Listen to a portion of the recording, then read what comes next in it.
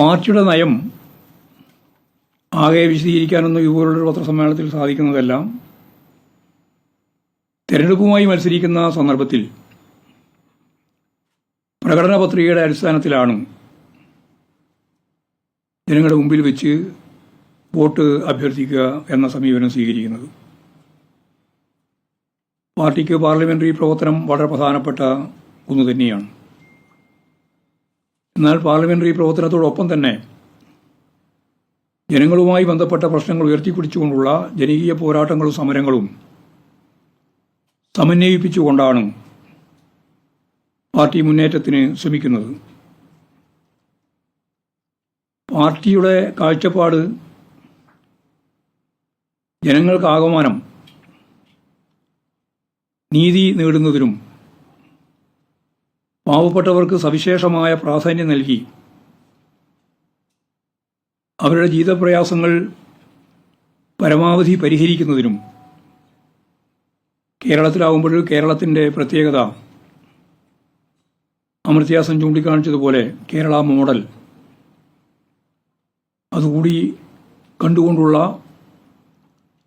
ജനകീയ ജീവിതം ഗുണമേന്മയുള്ളതാക്കി മാറ്റുന്നതിനു വേണ്ടിയുള്ള പ്രവർത്തന രീതികളാണ് പാർട്ടിയും ഇടതുപക്ഷ ജനാധിപത്യ മുന്നണിയും അവലംബിക്കുന്ന സമീപനം.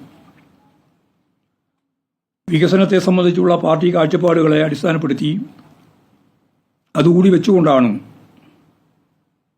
തെരഞ്ഞെടുപ്പ് പ്രചരണങ്ങളിൽ പാർട്ടി അതിൻ്റെ എല്ലാ അർത്ഥത്തിലുമുള്ള ജനകീയ ബന്ധം സ്ഥാപിച്ച് മുമ്പോട്ടേക്ക് പോയിട്ടുള്ളത്. ഇതാണ് പാർട്ടി നിലപാട്. മറ്റിതര സംസ്ഥാനങ്ങളിൽ നിന്ന് വ്യത്യസ്തമായി കേരളം ഏറ്റവും പിന്നണിയിൽ കിടക്കുന്ന ജനവിഭാഗത്തെ ഗുണമേന്മയുള്ള ജീവിതം നയിക്കാൻ പ്രാപ്തമാക്കി എന്നുള്ളതാണ് അമർത്യാസന്റെ ഭാഷയിൽ പറഞ്ഞാൽ കേരള മോഡൽ. ആ കേരള മോഡലിനെ ശക്തിപ്പെടുത്തലാണ് പാർട്ടി എല്ലാ സന്ദർഭത്തിലും തെരഞ്ഞെടുപ്പുമായിട്ട് ബന്ധപ്പെട്ട് അതിന്റെ പ്രകടന പത്രിക തയ്യാറാക്കുമ്പോഴും ഗവൺമെന്റ് അതിന്റെ ഭാഗമായിട്ടുള്ള പ്രവർത്തനങ്ങൾ നടത്തുമ്പോഴും ചെയ്തുകൊണ്ടിരിക്കുന്നത്. പരാതിയെ സംബന്ധിച്ചിടത്തോളമുള്ള കാര്യങ്ങൾ ഞങ്ങൾ എല്ലാ സന്ദർഭത്തിലും ജനങ്ങൾക്ക് വേണ്ടി പ്രവർത്തിക്കുന്ന ഒരു പാർട്ടി എന്ന നിലയിൽ എല്ലാ ജനങ്ങളുടെയും ആവശ്യങ്ങളെയും ആവലാതികളെയും പരിശോധിക്കുക എന്നത് പാർട്ടി പ്രവർത്തനത്തിന് തന്നെ ഭാഗമാണ്. കമ്മ്യൂണിസ്റ്റ് പാർട്ടിയുടെ ഈ പ്രവർത്തന ശൈലി പാർട്ടി പ്രവർത്തകരും അനുഭാവികളും ജനങ്ങളും പരസ്പരം ബന്ധപ്പെട്ടുകൊണ്ട് അവരുടെ തന്നെ ഭാഗമായി അവരുടെ തന്നെ നേതാവായി പ്രവർത്തിക്കുന്ന സമീപനമാണ് പാർട്ടി ആകെ കേരളത്തിൽ സ്വീകരിച്ചുകൊണ്ടിരിക്കുന്ന സമീപനം. സംസ്ഥാന സർക്കാരിന്റെ സമീപനവും ജനങ്ങൾ നൽകുന്ന പരാതികൾ പരിശോധിച്ച് പരിഹരിച്ച് മുമ്പോട്ടേക്ക് പോകുന്ന രീതി തന്നെയാണ് ഞാൻ നേരത്തെ പറഞ്ഞ ആശയങ്ങളെ അടിസ്ഥാനപ്പെടുത്തിയിട്ട്. ഈ ഒരു പശ്ചാത്തലത്തിൽ വേണം അൻവറിന്റെ പരാതിയെ സംബന്ധിച്ചിടത്തോളം എങ്ങനെയാണ് പാർട്ടി കൈകാര്യം ചെയ്തത് എന്ന് മനസ്സിലാക്കാൻ. CPIMന്റെ പാർലമെന്ററി പാർട്ടി അംഗമായ അൻവർ ഭരണതലത്തിലുള്ള ചില പ്രശ്നങ്ങളുമായി ബന്ധപ്പെട്ട് പരാതിയാണ് അദ്ദേഹം പരസ്യമായിട്ട് പ്രഖ്യാപിച്ചതിന് ശേഷം എന്നോട് പത്രസമ്മേളനത്തിൽ ഒരു ഘട്ടത്തിൽ പത്രപ്രവർത്തകർ ചോദിച്ചു, ഇങ്ങനെയാണോ പാർട്ടിയുടെ മുന്നിൽ ഒരു പ്രശ്നം പാർട്ടിയുമായിട്ട് ബന്ധപ്പെട്ട് നിൽക്കുന്നവർ സ്വീകരിക്കേണ്ടത്?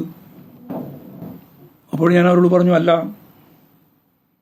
പാർട്ടിയുമായിട്ട് ബന്ധപ്പെട്ടവർ പാർട്ടിയിലാണ് ഉന്നയിക്കുക, ഗവൺമെന്റുമായിട്ട് ബന്ധപ്പെടുന്നവർ ഗവൺമെന്റിലാണ് ഉന്നയിക്കുക, രണ്ടുമായിട്ട് ബന്ധപ്പെടുന്നവർ ഗവൺമെന്റിലും പാർട്ടിയിലുമാണ് പ്രശ്നങ്ങൾ ഉന്നയിക്കുക.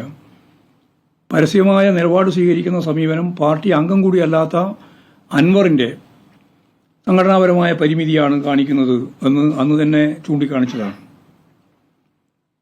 അപ്പോൾ സ്വാഭാവികമായിട്ട് അദ്ദേഹം അത് പരസ്യമായിട്ട് ഉന്നയിച്ചു.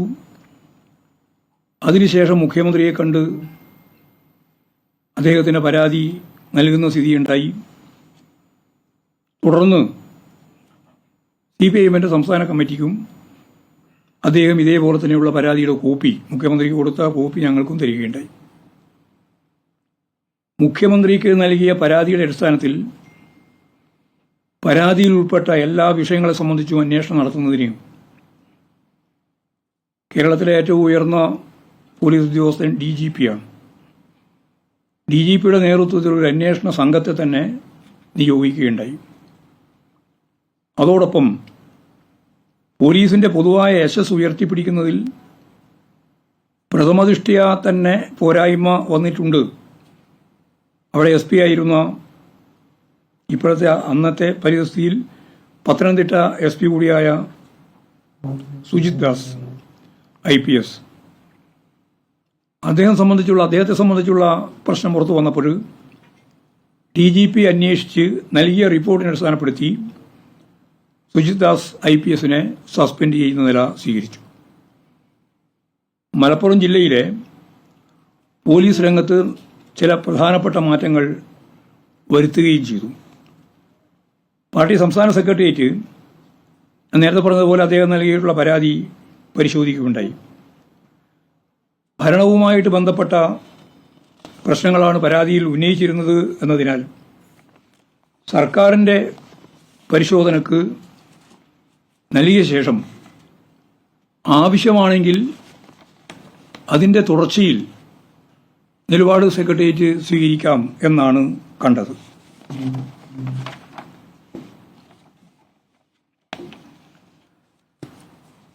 അൻവർ നൽകിയ പരാതി പാർട്ടി ചർച്ച ചെയ്യുകയും അത് സംബന്ധിച്ചെടുത്ത തീരുമാനം പരസ്യമായി തന്നെ പത്രസമ്മേളനത്തിലൂടെ അറിയിക്കുകയും ചെയ്തിട്ടുള്ളതാണ്.